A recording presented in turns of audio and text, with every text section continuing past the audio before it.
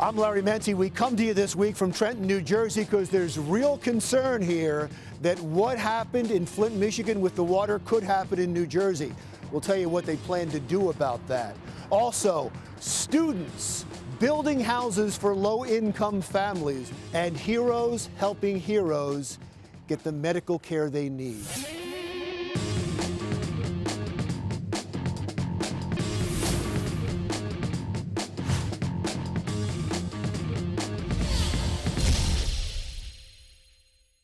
Welcome to Jersey Matters. I'm Larry Mendte. We come to you this week from Trenton, New Jersey, where they're having budget hearings. But we're going to talk about something else. We're going to talk about water in the state of New Jersey, because that's a big concern. We're also going to talk about the gun buyback program.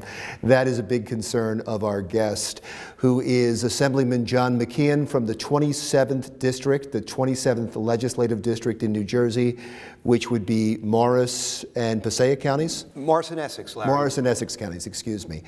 Thank you so much for coming in. I appreciate it. Well, it's a pleasure. Thanks for having me. Let's talk about water in New Jersey. After the crisis in Flint, Michigan with lead in the water, we found out there was also lead in the water found in the Newark schools.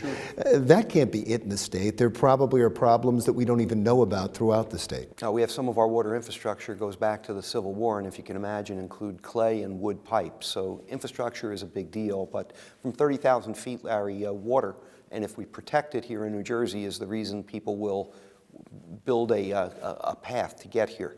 We can see worldwide how valuable water is as a resource, and although there's many vicissitudes to life in New Jersey as far as a dense population and an older population, if you will, and a lot of issues that go along with that, what we're blessed with is a cheap and plentiful water supply if we don't blow it. So as long as we keep the highlands as it is, that take care of 60% of us in providing water and keep it preserved, then we'll have that advantage. But the infrastructure is a different story. We lose, believe it or not, as valuable as water is, 30% of it as it leaks from the various pipes that carry it to us. So beyond just the volume that we lose, it becomes, as we now talk about, the issue and delivering it in a healthy way, and lead is just one of those things. How bad is it? I mean, we know what's happened in Flint, Michigan.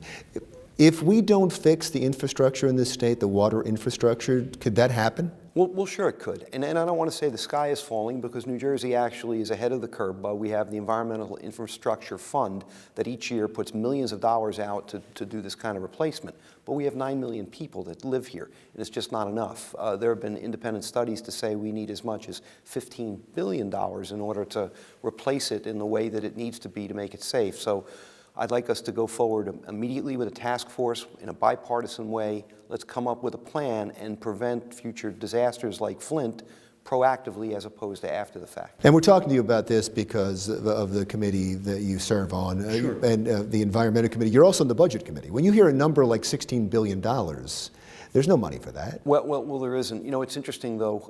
Look, at the end of the day, it's going to come just like Transportation Trust will, which is now run out of money. It's going to come out of the pockets of the people of the state. There's no question, and we have to be realistic about that. With Transportation Trust, it's easy enough. That's ultimately going to be come through a tax on a gallon of gas. That's just the reality. People will wring their hands and tell you, oh, we'll cut spending. It's nonsense. That's what's going to need to happen.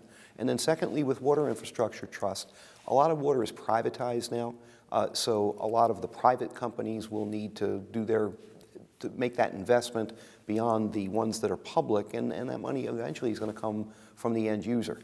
But to have the water, the substance itself that's being delivered, to know that it's going to be not only healthy, but relatively inexpensive compared to the rest of this country and world, will be an investment that will get us economically viable into the next century. Well, I don't envy your job on the Budget Committee.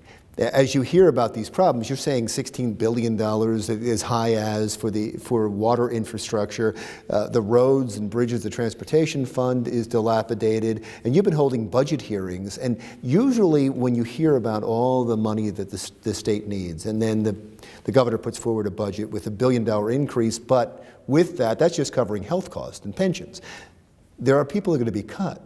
And normally the people that get cut are the people without the lobbyists, the nonprofits, and some of the private public partnerships. They've been appearing before. There's no question, just using having housing available for individuals with developmental disabilities. All of us, if anybody's a parent out there, knows that you care about and worry about your children regardless of how old they are, and that's all you want to know is that they're going to be secure when you're not around to support them anymore. Well, think if you're the parent of someone with developmental disabilities and how accentuated that view has to be. Yet the housing for individuals, when you have parents that get older and themselves not be able to take care of their children, know that there are no viable housing options. They're only available when there's an emergency. And that's what has to be in the mind of the parents. And those are the kind of things that we hear about, again, that are heart-wrenching and are difficult. We had a bunch of parents in from the Patterson schools talking about the facts that their kids don't have books, but are given mimeographs in the alternative. And that's a state district that was taken over by the state. And it's just a lot to consider. Again, continuing to raise taxes, is really not an alternative. We have to, that's... Although a gas tax sounds like it's... Gas tax and dealing with having to do water infrastructure, it's kind of different as to that happens. It's almost like a user tax. But as opposed to just, imposing more on localities as far as property taxes or sales tax, I mean, the people of the state... What does that mean? Do you see draconian cuts? Do you see the people that are coming to you with saying, my kids don't have books? Can you help them? Yeah, I think that's an example of something that's untenable and that the state needs to answer for in the form of that district has been run by the state for over 15 years. That's a separate issue where there's apparently 600 administrators that are still a part of the Patterson district. That we want to know as to how that can be streamlined, and some of those jobs can be perhaps eliminated, and that money can replace literally something as basic as a book for a kid. But there's a lot of moving parts. Again, additional sales tax or income tax or God knows cutting municipalities that would result in more property taxes, that's untenable. So it's not easy. Now you do have a revenue source that might be coming down the line, and that is casinos in North Jersey. It sounds like there's going to be a referendum. If you believe the polls, it's going to pass.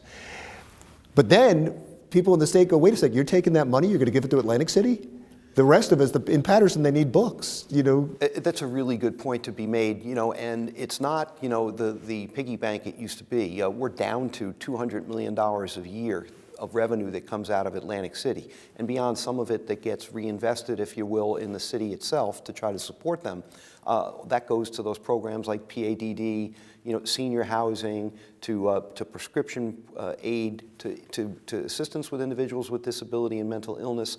So we have to, we just can't allow Atlantic City to continue as it is. They've gone from, I think it's 3.6 billion, or maybe it was 5 billion, from maybe 2012 down to a number of like under 2 billion now. So